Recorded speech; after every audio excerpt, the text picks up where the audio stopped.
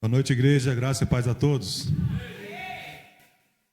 Mais uma vez é um prazer imenso estar reunido com meus irmãos. E hoje estamos com a oportunidade de trazer algo da parte do Senhor. Espero humildemente que Deus continue a nos usar. Cada oportunidade, louvor aqui já falou grandemente. E que agora a palavra venha continuar tocando, em nome do Senhor Jesus. E que no final tudo seja para a honra e glória do nosso Deus. Amém? Meus queridos, estava refletindo sobre esse tema. Eu creio que é muito importante para a igreja. E nós devemos cuidar, não só da nossa parte espiritual, mas também da nossa parte carnal. Porque uma depende da outra. Amém? Se eu fosse dar um tema para essa pregação, seria vencendo a natureza caída. E creio que os irmãos vão conseguir ter um bom entendimento da palavra do Senhor. Primeira leitura vai estar em 1 Coríntios 10, 13. 1 Coríntios 10, 13.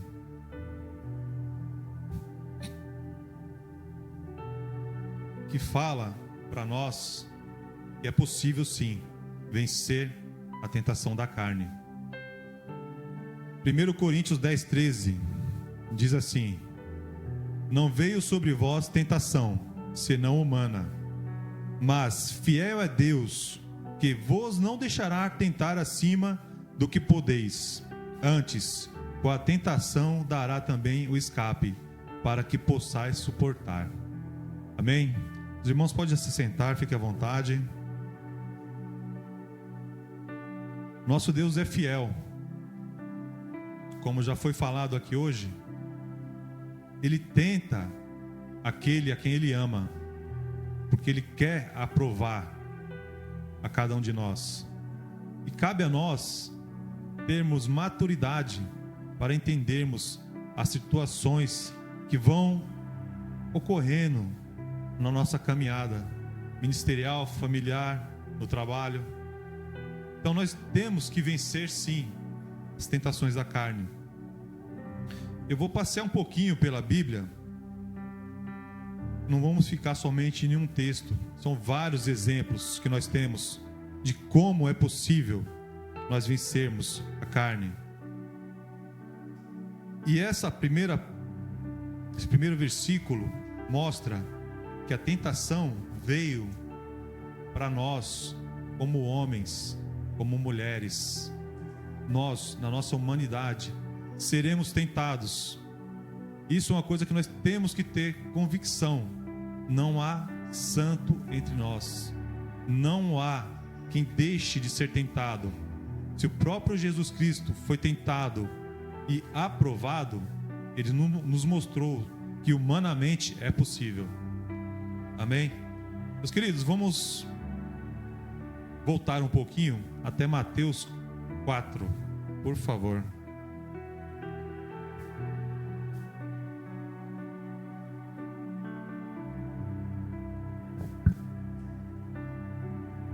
Mateus 4 fala da tentação que Jesus sofreu. Mateus 4, 1 e 2 diz assim: então foi conduzido Jesus pelo Espírito ao deserto para ser tentado pelo diabo. E, tendo jejuado 40 dias e 40 noites, depois teve fome. Jesus foi conduzido pelo Espírito. Nós observamos, esse Espírito aqui está maiúsculo. Então é o Espírito Santo de Deus. Ele conduziu nosso Jesus para quê? Para que ele fosse tentado. Para quê? Para ser aprovado. Então ele nos mostrou que nenhum de nós estamos livres de ser tentados. E se a tentação vem até nós, eu não diria para você não se entristecer, se alegre, porque a palavra já disse que junto com a tentação vem o escape de Deus. mas cabe a nós buscarmos esse escape. Tem situações que realmente vão ficar difícil. Vai ficar difícil nós termos discernimento. Mas para isso nós temos que orar. Buscar a comunhão com o nosso Jesus. Para quê? Para escolhermos o que Ele escolheria. Porque situações virão até nós para quê? Para nos afastar do nosso propósito, da nossa caminhada. Vão ser ofertadas várias situações. Para quê? Não para nos favorecer, mas sim para nos afastar da comunhão de Cristo. Então nós temos que ter essa convicção que Jesus foi provado para ser aprovado. Nós também seremos provados para sermos aprovados. Mas cabe a nós fazermos as escolhas certas, como Jesus fez. Um pouquinho mais adiante, meus queridos, Marcos 7, 20 ao 23. Diz assim: e dizia: o que sai do homem, isso é o que contamina o homem. Porque do interior do coração dos homens saem os maus pensamentos, os adultérios, as prostituições, os homicídios, os furtos, a avareza, as maldades, o engano, a dissolução, a inveja, a blasfêmia, a soberba e a loucura. Todos estes males procedem de dentro e contaminam o homem. Isso faz parte da natureza caída do homem. E como eu disse, se eu fosse dar um título a essa ministração, seria Vencendo a Natureza Caída. Porque nós podemos fazer isso. Está aqui escrito. Mas sozinho, por nossa própria força, não é possível. Para isso nós temos que ter comunhão com o Espírito Santo. Caminhar segundo as instruções do nosso Jesus. Para quê? Para que possamos ser, sim, filhos de Deus. Uma vez eu disse, aqui nesse altar, diante desse púlpito, e repito hoje: para ser filhos de Deus, primeiro devemos ser servos de Cristo. Porque ninguém vem ao Pai, senão por intermédio de Cristo. Porque Cristo e Deus, Espírito Santo, são trinos, são uma só pessoa. Então nós devemos ter essa convicção de que eu quero chegar ao Pai, primeiro eu tenho que ser dirigido pelo Espírito Santo para fazer a vontade de Cristo. Porque assim nós conseguimos manter essa comunhão. Porque se eu fizer pelas minhas próprias forças, pelo que eu tenho conhecimento, eu posso até dar alguns passos, mas fatalmente irei falhar. Não vou ter essa proximidade, essa comunhão, essa cumplicidade, essa confiança que nós devemos ter no Santo Jesus Cristo. Então nós devemos, sim, sermos servos. Tem pessoas que acham que a palavra servo é humilhante. Não é. Se você se sujeitar a alguém que está, você sabe, Jesus está acima de nós todos. Você está se sujeitando ao único que pode te salvar, ao único que pode me salvar. Então, se eu seguir as instruções que Ele deixou, não tem como eu perder essa comunhão com Ele. Se eu obedecer, não tem como, porque assim eu estou cumprindo uma ordenança de Jesus. Para segui-lo, eu tenho que tomar a minha cruz. Então, se eu quero segui-lo, não posso fazer a minha vontade, por mais que eu tenha autorização de fazer. Porque Cristo não me proíbe, não te proíbe de fazer o que você quer, mas Ele te instrui. Se você quer ser meu discípulo, negue a sua vontade. Deixe de fazer o que você quer e faça o que eu deixei de exemplo. Porque tudo que eu faço aqui, tudo que eu fiz, eu faço porque eu fiz, porque meu Pai me mostrou, meu Pai me ordenou. Então eu fiz a vontade do Pai aqui na terra. Para quê? Para que eu permaneça com essa comunhão. E Jesus foi tentado, e em momento nenhum Ele quebrou a direção que Ele tinha, o alvo, que era seguir o quê? Fazer a vontade do Pai. Em momento nenhum Jesus pensou, ficou balançado entre dois pensamentos. O diabo ofereceu para Jesus todos os reinos, riquezas, poder. Só que Jesus já sabia o que ele precisava fazer. Ele já sabia o que ele queria fazer. E o que ele precisava, ele já tinha. Era o poder de salvar a humanidade. Ele precisava estar em comunhão com Cristo, negando a todas as ofertas que o afastariam da comunhão, do seu propósito. E assim nós devemos fazer. Tudo que for ofertado a nós, que nos afasta da comunhão com o nosso Cristo, nós devemos negar, por mais aparentemente que seja vantajoso. Porque ofertas virão. Você não vai ser tentado naquilo que não te agrada. Eu, particularmente, não tenho problema com bebida. Pode colocar uma adega na minha frente, não vai me tentar. Eu sei o que me tenta. O inimigo sabe o que me tenta. Deus sabe o que me tenta. Então eu tenho que vigiar, tenho que cuidar. Para quê? Para que eu não caia. Porque antes de envergonhar o meu nome, eu vou envergonhar primeiro o nome de Cristo. Porque se eu disser que eu sou discípulo de Cristo e não me comportar de acordo com o tal, quem vai ser envergonhado primeiro? Cristo. É fatal. Porque quando nós que nos dizemos ser cristãos erramos, o primeiro dedo que vem apontado para a gente é lá, diz que é crente. Se você é do mundo, se a pessoa não tem comunhão com Cristo, a pessoa vai escarnecer em cima dela, mas em momento nenhum vai falar de Cristo. Por quê? Porque ela não se diz ser cristã, não se diz ser cristão. Mas nós devemos sim zelar primeiramente para honrar o nome do nosso Senhor. Amém? Meus queridos, um pouquinho mais adiante, vamos até Lucas 4, 1 e 2. Uma passagem bem semelhante a Mateus 4, 1 e 2, mas tem um detalhe a mais. Lucas 4, 1 e 2 diz assim: E Jesus, cheio do Espírito Santo, voltou do Jordão e foi levado pelo Espírito ao deserto. E 40 dias foi tentado pelo diabo, e naqueles dias não comeu coisa alguma, e terminados eles, teve fome.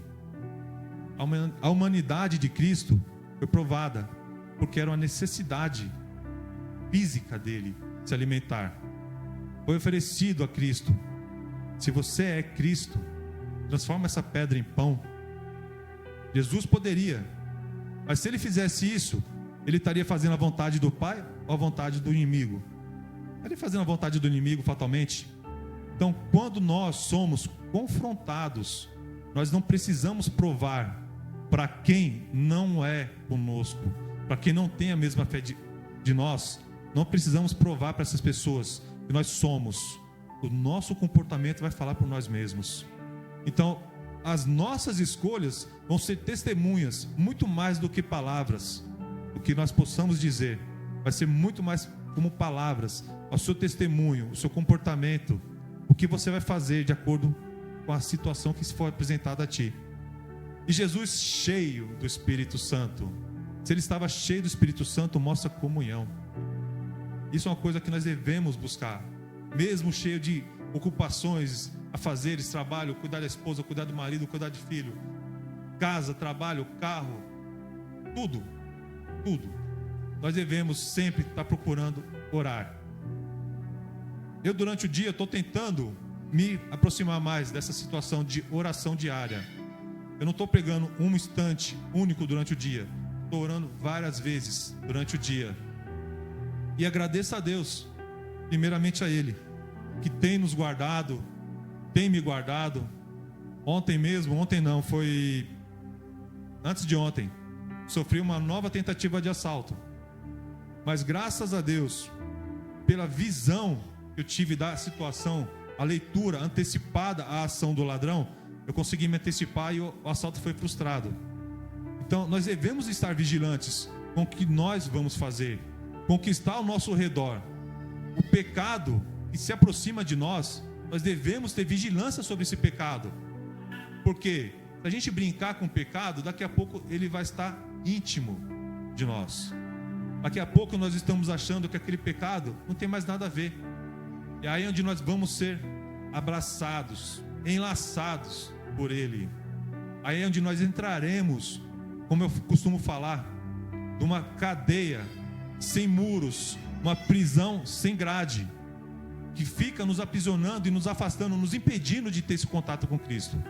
Então nós devemos buscar, vigiar, cuidar, porque esses ladrões queriam realmente me roubar meus pertences, roubar a carga do caminhão.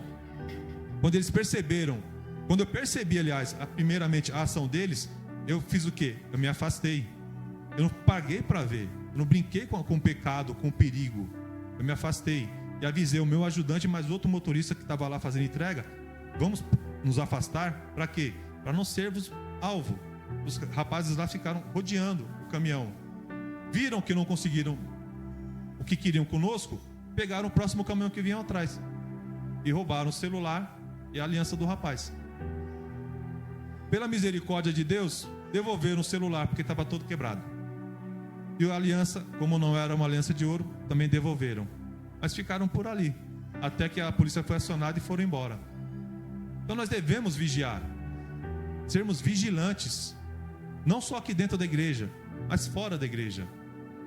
Com nossas ações, nossos comportamentos, devemos vigiar. Nossas palavras. Quem nunca falou uma palavra desagradável? Eu sou o primeiro a levantar a mão. Mas assim que você fala, o Espírito Santo vai lá e te cutuca. Você falou coisa errada, te constrange. E você vai aceitar essa correção, essa direção do Espírito Santo sobre sua vida? Eu juro que eu estou tentando. O mais falho que eu sou. É o que eu costumo falar também. Somos perfeitamente imperfeitos. Mas não cabe a nós permanecermos nessa total imperfeição, porque nós buscamos o aprimoramento, o aperfeiçoamento diário. Amém? Meus queridos, agora nós vamos um pouquinho mais adiante. Vamos para 2 Timóteo. 2 Timóteo 2.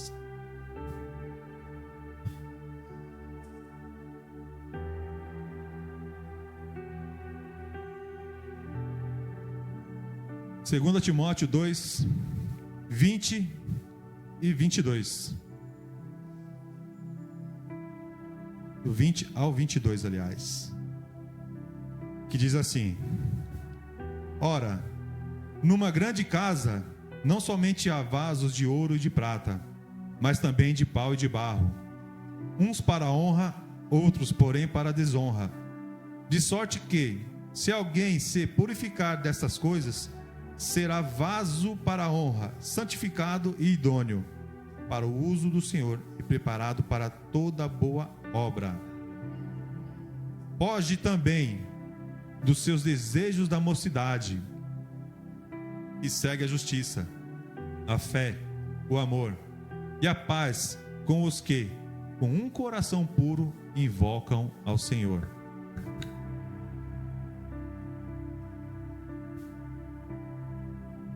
Então está escrito aqui: e numa grande casa há vários tipos de barro. Isso é bom. Por quê? Porque nós não somos iguais, somos diferentes. Somos vasos, mas queremos ser vasos realmente do Senhor. Queremos ser cheios da unção, Espírito Santo de Deus. Então nós devemos buscar ser cheios desse Espírito Santo. Para quê? Para que por onde nós passarmos seja transbordado, não o meu caráter, não o seu caráter, mas o caráter de Cristo. Para quê? Para que seja exaltado o nome do Senhor. Porque a nossa humanidade é falha, mas se nós procurarmos realmente nos corrigir, deixarmos sermos guiados pelo Espírito Santo, fatalmente nós iremos melhorar, nós iremos progredir nessa busca da santificação, porque a santidade está com Cristo. Nós podemos buscar a santificação, tem uma diferença. Amém? Meus queridos, agora para finalizar, nós vamos lá para Provérbios 28:13. Provérbios 28:13.